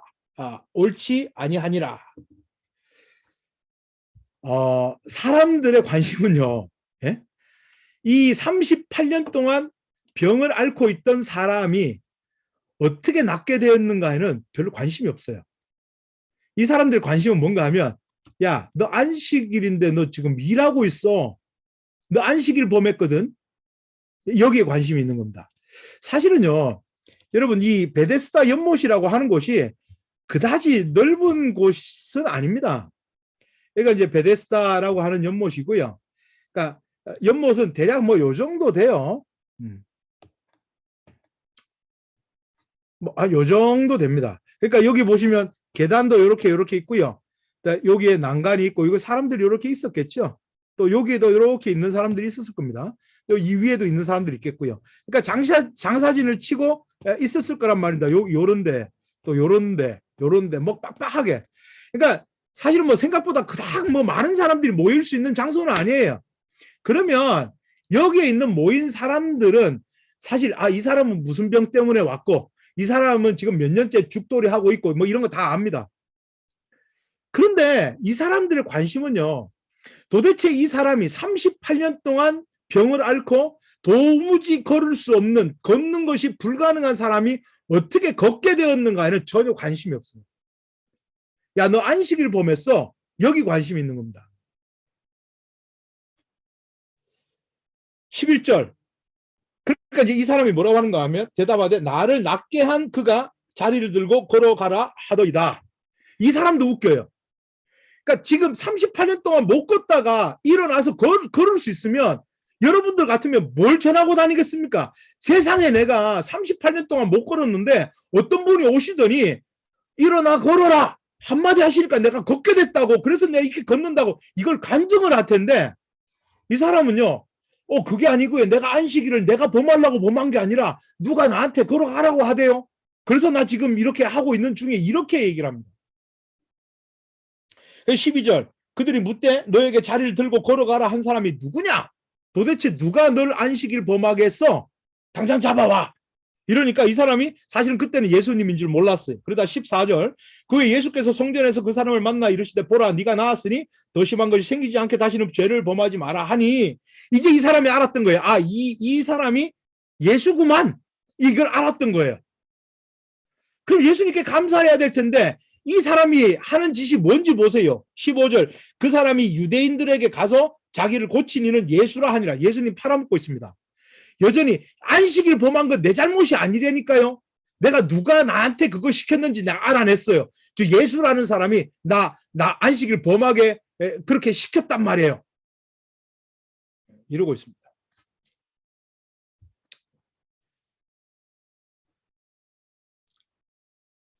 (16절) 그러므로 안식일에 이러한 일을 행하신다 하여 유대인들이 예수를 박해하게 된 겁니다. 그러니까 예수님이 하신 게 뭐예요? 그러니까 그들 유대인들의 말로 따지면 안식일 그러니까 일하지 말아야 하는 날에 예수님은 진료 행위를 하신 겁니다. 안식일 어긴 거예요. 그런데 예수님께서는요. 유대인의 문화 속으로 유대인의 유대인 속에 성육신 하신 분이시잖아요. 그러니까 안식일이 어떤 날인지 예수님께서는 다 알고 계셨습니다. 그리고 사실은 안식일을 지으신 분이 예수님이시잖아요. 그래서 일하면 안 된다는 걸 알고 계실 텐데도 예수님께서는 이렇게 안식일에 병자를 고치신 것은 다분히 예수님의 의도가 있단 말입니다. 그래서 예수님께서 안식일에 사람을 고친다고 하는 소문이 나니까 이때부터 예수님을 박해하게 됐는데요. 그러니까 예수님을 이제 신문을 했겠죠. 잡아와서. 너 왜 이런 일을 하냐? 그러니까 예수님의 대답이 17절이에요. 예수께서 그들에게 이르시되 내 아버지께서 이제까지 일하시니 나도 일한다. 여기서 내 아버지라고 하는 그 불리우는 존재는요. 하나님이시라고 하는 것을 사람들이 다 알아요. 왜냐하면 지금까지 예수님께서 하신 말씀이 그 말씀이거든요. 나 하나님이야. 죄 용서할 수 있어. 나 성전의 주인이야. 아니 세상에 성전의 주인이 누군데요? 하나님이시잖아요. 근데 자기가 성전의 주인이래요. 그러니까 지금 또 하는 얘기는 내 아버지 하나님께서 일하시니까 나도 일한다, 이런 황당한 얘기를 한단 말입니다.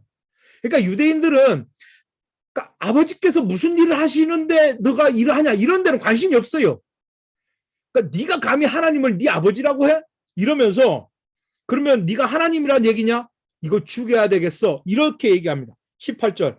유대인들이 이로 말미암아 더욱 예수를 죽이고자 하니 이는 안식일을 범한 뿐만 아니라 하나님을 자기의 친아버지라 하여 자기를 하나님과 동등으로 삼음이러라. 유대 사회에서는 아버지의 격은 아들의 격과 같고요, 아들의 격은 아버지의 격과 같아요. 그러니까 우리 아버지가 하나님이야 라고 얘기하는 건 내가 하나님이야 라고 얘기하는 거하고 똑같은 겁니다. 이때 유대인들 이제 입장 정리 끝나요. 예수 죽여, 이렇게 되는 겁니다. 유대인들의 그 예수님에 대한 입장 정리의 변화를 좀 감지를 하고 계셔야 돼요. 처음에는 예수 적인지 아군인지 잘 모르겠어, 이렇게 입장이었다가 군중이 심하게 예수님께 쏠리니까 예수는 우리의 아군은 아니야, 예수는 우리의 적이야, 더 감시해 봐야 되겠어, 이러다가 지금 여기서 결정적으로 예수님께서 하나님을 자기 아버지라고 하니까 예수 얘는 확실해, 얘는 죽여야 돼, 이렇게 지금 입장 정리 끝난 거예요. 자, 그들 앞에 예수님께서 이제 설교를 하시는 겁니다. 자, 19절부터 29절까지를 이렇게 좀 묶으셔서 자증적 설교 이렇게 좀 써놓으십시오.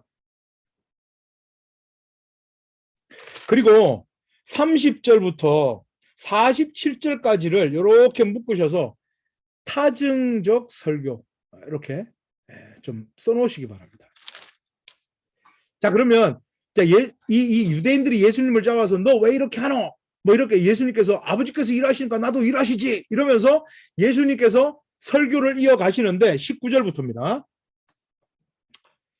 그러므로 예수께서 그들에게 이르시되 내가 진실로 진실로 너희에게 이르노니 아들이 아버지께 하시는 일을 보지 않고서는 아무것도 스스로 할 수 없나니 아버지께서 행하시는 그것을 아들도 그와 같이 행하느니라.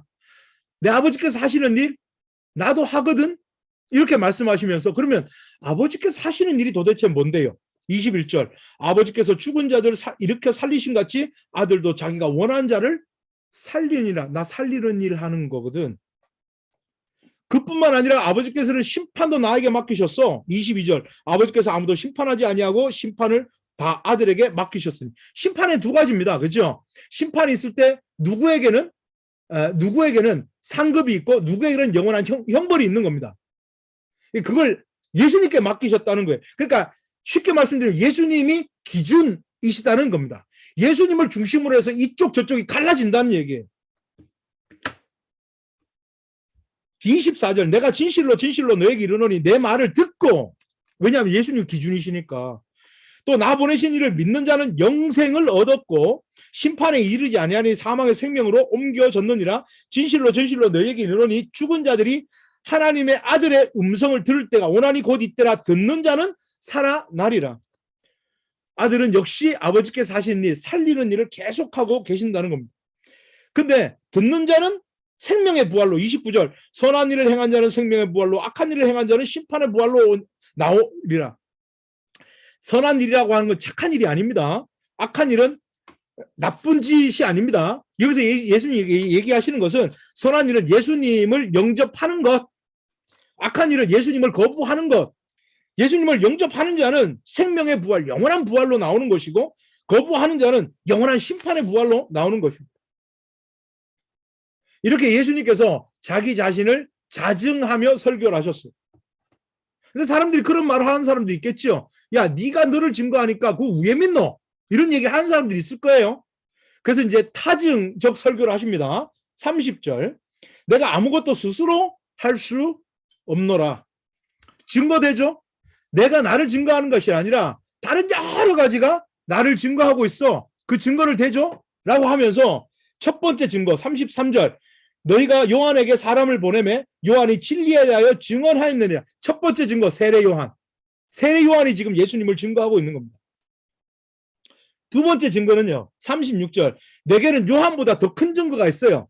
그 증거는 아버지께서 내게 주사 이루게 하시는 역사 곧 내가 하는 그 역사가 아버지께서 나를 보내신 것을 나를 위하여 증언하는 것이요. 또한 나를 보내신 아버지께서 친히 나를 위하여 증언하셨느니라. 두 번째 증거, 요한보다 더 큰 증거, 바로 하나님. 세 번째 증거, 39절. 너희가 성경에서 영생을 얻는 줄 생각하고 성경을 연구하거니와 이 성경이 곧 내게 대하여 증언하는 것이니라. 너희들이 붙들고 있는 그 구약 성경 전체는 나를 얘기하고 있는 거거든 이라고 말씀하세요. 세 번째 증거 성경입니다.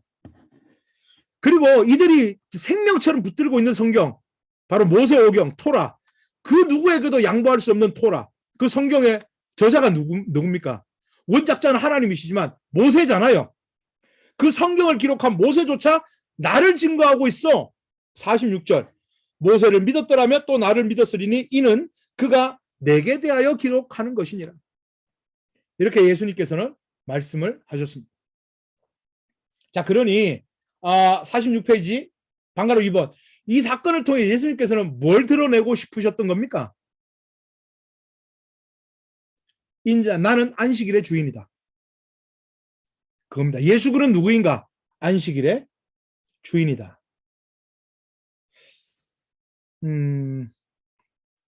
여러분, 안식일의 주인이다라고 하는 것, 우리 마태복음 12장 한번 좀 볼게요. 그러니까 뭐 우리 컨텐츠에서 만들어낸 말이 아닙니다. 예수님께 이렇게 말씀하셨어요. 마태복음 12장. 자, 이 어간에 계속해서 지금 이제 앞으로 일어나는 이슈는 다 안식일에 대한 이슈예요. 그래서 안식이 굉장히 중요한데 예수님이 뭐라고 말씀하시는가 하면 마태복음 12장 8절 인자는 안식일의 주인이니라 이런 말씀을 하신단 말이에요. 안식일의 주인은 누군데요? 레위기 23장 3절에 보면 안식일은 여호와의 안식일입니다. 그러니까 하나님께서 안식일의 주인이신데 예수님께서 내가 안식일의 주인이다라고 하는 건 내가 곧 하나님이다 이런 뜻이잖아요. 자, 그러면 우리가 안식이 뭔지를 좀 먼저 좀 알면 좋겠어요. 왜 예수님께서는 안식일마다 안식일에 이렇게 사역을 하시고 나 살리는 일 하거든 이렇게 말씀하셨던 걸까요? 그러니까 사람들은 안식이라고 생각하면 이런 생각을 합니다. 너무 피곤하고 고단해서 그냥 샤워하고 나서 침대에 가서 이렇게 누워있는 거 이걸 안식이라고 생각하거든요. 근데 이게 안식이 아닙니다. 그러니까 유대인들도 그런 걸 생각을 했어요. 유대인들도 안식 이러면은 일하지 않는 것이라고 생각을 했어요. 물론 하나님께서 안식일을 기억하여 거룩하게 지키라고 하면서 노동하지 말라고 말씀하셨거든요. 근데 사실은 그 의미는 노동을 하지 않으므로 육신이 영이 누리는 그 안식, 영원한 안식이 뭔지를 육신의 편안함을 통해서라도 좀 미리 맛보아 알라고 하신 거예요. 그러니까 하나님께서 주시는 안식은, 하나님께서 말씀하시는 안식의 의미는 생명 누림, 그게 안식입니다. 안식이 언제 제일 먼저 제정이 됐죠? 창세기 2장입니다. 하나님께서 6일 동안 천지를 창조하시고 7일째 되는 날 안식하셨다고 하셨잖아요. 근데 하나님께서 그러면 6일 동안 창조 활동을 하시고 너무 피곤하니까 하나님께서 좀 쉬셔야 돼서 그래서 7일째 쉬신 겁니까? 아니에요. 피곤하시면 하나님 아니십니다. 그래서 안식일은 사실은 하나님 자신을 위해서 만든 게 아니라 안식일은 아담을 위해서 만든 거란 말입니다. 아담이 안식을 누리기 위해서 한 게 뭐예요? 그러니까 6일째 되는 날 창조받고 한숨 자고 일어나니까 그 다음날이 안식일이었단 말입니다. 그러니까 하나님께서 창조하시면서 계속해서 그 창조된 세상에 채워 넣으신 건 뭔가 하면 생명을 채워 넣으신 거예요. 그리고 보시기에 좋았더라 하시잖아요. 그러니까 진짜 그 안식은 뭔가 하면 하나님께서 주시는 생명 누림, 그게 안식이란 말이에요. 근데 생명을 누린다는 걸 이해를 못 해먹습니다, 사람들이. 그래서 하나님께서 야, 그러면 일하지 말아봐. 그럼 육체의 편안함을 통해서라도 영혼의 안식이 뭔지를 좀 니네들이 좀 미리 좀 알았으면 좋겠어 이랬는데 이것조차 못 알아먹고 사람들은 뭘 하고 있는가 하면 일하지 않는 노동을 하고 있었던 겁니다. 무슨 말인지 이해되시죠? 노동을 안 하고 쉬는 한 것이 아니라 노동을 하지 않는 노동을 하고 있었던 겁니다. 그러니까 이 사람들이 얼마나 웃긴지 보세요. 안식일에 이 사람들은 할례 할 거 다 했습니다. 난지 8일 만에 할례를 줘야 되는데 난지 8일째 되는 날이 안식일이면 할례를 줬게요, 안 줬게요? 할례 줬습니다. 그 나중에 이제 예수님께서 그 초막절 설교 때 이제 다 폭로하실 거예요. 야, 니네들 안식일에 할례 주잖니? 그럼 안식일 니네도 범하는 거네? 뭐 이렇게 말씀하십니다. 이 사람들이 안식일 지키려고 어떤 짓을 하는가 하면, 그러니까 아무것도 안 할 수는 없잖아요. 숨이라도 쉬어야 되잖아요, 그렇죠? 그러니까 어디까지가 노동이고 어디까지가 안 노동인가 이걸 정하기 위해서, 그러니까 장로들의 유전 이런 것도 막 정합니다. 그래서 한 손에 실을 들고 있고 한 손에 바늘을 들고 있는 거는 노동이 아니에요. 근데 이 두 개를 끼잖아요. 그러면 이건 노동이에요. 이 길쌈하는 게 되는 거예요. 말 같지도 않은 소리를 하는 겁니다. 길 가다가 침을 뱉는데, 예를 들어서 길 가다가 침을 뱉는데 침을 뱉었는데 땅이 약간 좀 먼지를 일으키면서 패이잖아요. 그럼 이건 노동입니다. 경작 행위를 했다는 거예요. 그래서 이 사람들은 안식일날 침도 어디 뱉는가 하면 벽에다 뱉습니다. 그러니까 이런 일하지 않는 노동을 하고 있었다는 겁니다. 다시 좀 말씀드리면 이 사람들 안식일에 시체 놀이하고 있었습니다. 그러니까 생명 누리는 거하고 전혀 상관이 없는 거예요. 하나님께서는 우리에게 안식을 주시면서 원하신 건 하나님께서 주신 생명을 누리기를 원하셨던 거예요. 이것은 사람들의 노력, 사람들의 공로로 얻어지는 것이 아니라 하나님께서 주신 그 생명, 하나님께로 부여받은, 하나님께로만 부여되는 생명이라는 것을 인정하고 고백하기를 원하셨던 거거든요. 그러니까 보세요. 그 아담도 그랬고, 그러니까 한숨 자고 일어나니까 그냥 안식일을 누렸던 거고, 광야 가운데서도 하나님께서 계속 그 안식에 대해서 말씀을 하신 거예요. 그러니까 만나가 내려오는데 평일날은, 그러니까 그날 먹을 거 거두죠. 근데 안식일 전날은 2배를 거두는 겁니다. 그러니까 평일날 2배를 거두면 그 다음날 썩어요. 근데 안식일 전날 2배를 거두는데 그 다음날 안식일날 놔둬도 그게 썩지가 않아요. 그럼 만나가 자의적으로, 야, 나 어저께 내려왔던 만나인데, 야, 오늘 아침에 눈 떠보니까 평일이야. 야, 빨리 썩어. 막 이러는 겁니까?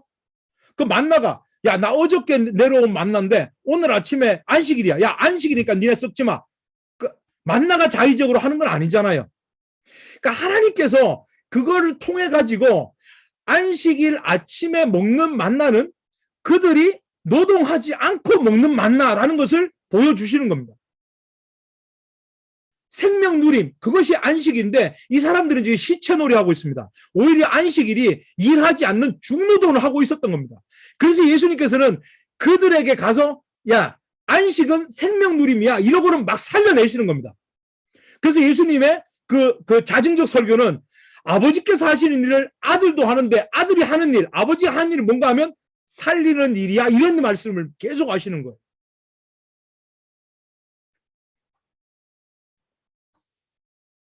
병고침이 전부가 아닙니다.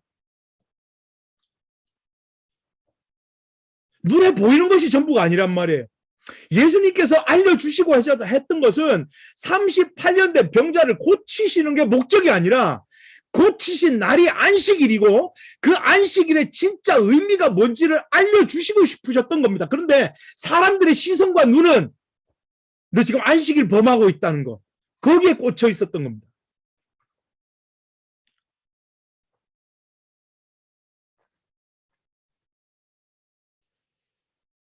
예수 그는 누구인가? 우리 이 질문에 우리도 반드시 답을 해야 됩니다. 우리는 예수님을 쫓아다니면서, 그러니까 예수님께서 행하신 표적, 현상적인 일들에만 관심이 많지만, 아니요, 예수님께서 그것을 통해서 예수님께서는 앞으로 풍랑도 잠재우실 것이고 죽은 자도 살려내실 것이고 환자도 고치실 것이며 많은 이적을 행하시고 표적을 행하실 텐데, 예수님의 목적은 그 표적 행함 자체가 목적이 아니란 말입니다. 아무도 할 수 없는 저 일을 하는 저분은 누구신가? 영원한 결핍 가운데 있는 우리에게 누구도 줄 수 없는 삶과 생명과 안식과 평안을 주는 저분은 누구인가라는 것을 사람들이 알아먹기를 원하셨고, 저분만이 우리에게 생명을 줄 수 있다고 하는 것을 인정하기를 원하셨던 겁니다. 여러분, 당연한 얘기지만 주인만 줄 수 있어요. 그렇죠? 내 거 아닌데 제가 김홍철 목사님의 열쇠를 가져다가 자동차 열쇠를 가져다가 우리 김명옥 권사님께 타고 다니세요라고 주면 이거는 저는 절도범으로 잡힙니다. 왜냐하면 제 거가 아닌데 제 마음대로 줄 수가 없어요. 근데 제 자동차는 제가 김명옥 권사님께 드릴 수가 있습니다. 왜냐하면 내 거니까. 생명도 마찬가지요. 주인인 분만 줄 수가 있습니다. 예수님께서는 안식일에 병자를 고치며 살리시며 하시는 말씀은 내가 안식일의 주인이다. 내가 생명의 주인이다. 나만 생명을 줄 수 있는 내가 하나님이다. 이 얘기 하신 겁니다. 양가로 3번이요. 46페이지. 그 결과 어떤 일이 발생했는가? 어떤 일이 발생했을까요? 예수 죽여라. 입장 정리 끝났어요. 앞으로 본격적인 박해가 시작이 될 겁니다. 더 큰 박해가 시작될 거예요. 더 많은 검은 눈들이 쫓아붙을 거예요. 예수 죽여라. 그러니까 예수님께서는 이런 분위기 속에서도 예수님께서는 안식일에 예수님께서 전하시고자 하는 메시지를 예수님은 전하셨습니다. 그 예수님의 그 설교가, 예수님의 그 말씀이 그저 글자가 아니라 우리에게 예수님의 육성으로 또 생명으로 능력으로 다가오면 참 좋겠습니다. 47페이지 우리 마무리를 우리 백승호 목사님 한번 읽어주시겠습니까? 갈릴리 첫 사역을 성공적으로 마무리하시고 다시 예루살렘의 얼굴을 비치신 예수님은 또 유대 신학자들 중심부에 불을 던지셨습니다. 안식일의 주인이라신 것입니다. 지난 유월절에는 예루살렘 성전을 헐어버리라고 하면서 내가 사흘 동안 지을 수 있다고 하더니 이번 유월절에는 안식일에 38년 된 중풍병자를 고치더니 내가 안식일의 주인이라니. 그들은 간파합니다. 예수, 그는 스스로 하나님이라고 주장하고 있다는 사실을. 말도 되지 않는 주장을 하는 나사렛 예수, 그런데 감히 범접할 수 없는 위엄과 이적과 가르침에 민중들은 와 그를 따르고 있으니 예수, 그는 정말 난공불락의 신비로운 바위 같은 존재였습니다. 세례 요한은 감옥에 갇혀서 일단락 지어졌지만 이제는 예수였습니다. 그가 새로운 돌풍을 일으키는데 사람으로서는 할 수 없는 일들을 하니 손대기도 어렵습니다. 그들은 더 이상 예수 그는 누구인가에 대해 고민하지 않았습니다. 그들은 결론을 내렸습니다. 제거하자. 예수 그는 누구인가? 네, 우리도 대답해야 됩니다. 예수님께서 두 번째 유월절을 통해서 우리에게 말씀해 주신 것은 예수 그는 누구인가? 그분은 안식일의 주인이시다. 예수는 생명의 주인이시다. 참 안식은 하나님께서 주시는 생명누리입니다. 이거 말씀하신 겁니다. 예수님께서 세례 요한의 메시지 위에 던지셨던 그 메시지, 세례 요한의 심판의 메시지 위에 던지셨던 메시지, 여러분 기억하실 겁니다. 심판이다 라고 하는 그 세례 요한 그 메시지 위에 예수님께서는 회복의 메시지, 구원의 메시지를 던지셨습니다. 하나님이 세상을 이처럼 사랑하사 독생자를 주셨으니 이는 저를 믿는 자마다 멸망치 않고 영생을 얻게 하려 하십니다. 영원한 생명, 무덤이 끝이 아니다라고 하는 것, 나를 영접한다 생명이라고 하는 것, 그것을 말씀하셨습니다. 오늘 예수님께서 베데스다 연못에서 하셨던 사역, 그 사역이 오늘 우리를 위한 사역인 줄 믿습니다. 38년 된 일어날 가능성이 전혀 없던 그 모습은 바로 죄인된 우리의 힘으로 구원받을 수 없는 우리의 모습이었던 것입니다. 그런 우리에게 다가오신 그 예수님, 내가 너를 살린다, 내가 안식이다, 내가 생명이다 라고 하는 그 예수님의 음성을 듣고 그 예수님, 그분이 어떤 분이신지를 분명히 고백하는 저와 여러분들 되면 참 좋겠습니다. 자, 오늘 이렇게 우리는 1차 갈릴리 사역과 두 번째 유월절 예수님께서 주신 메시지를 들었습니다. 이제 다음 시간에는 갈릴리 2차 사역과 세 번째 유월절에 예수님 어떤 사역을 하셨는지를 우리 사과에서 공부할 예정입니다. 우리 사과 제목 한번 다 같이 읽어볼까요? 시작. 두 6월절 지나 제자훈련 MT 초막절까지 갈릴리 사역 완료. 기도하시겠습니다. 고맙고 감사하신 아버지 하나님, 예수님의 메시지 앞에 우리도 대답하게 하여 주시옵소서. 아멘. 예수님, 그분이 나의 생명이십니다. 예수님이 나의 전부이십니다. 나를 사랑하신 예수님, 우리도 그 예수님 끝까지 사랑하게 하여 주옵소서. 아멘. 예수님, 우리의 생명이신 이름으로 기도하옵나이다. 아멘. 우리는 가자.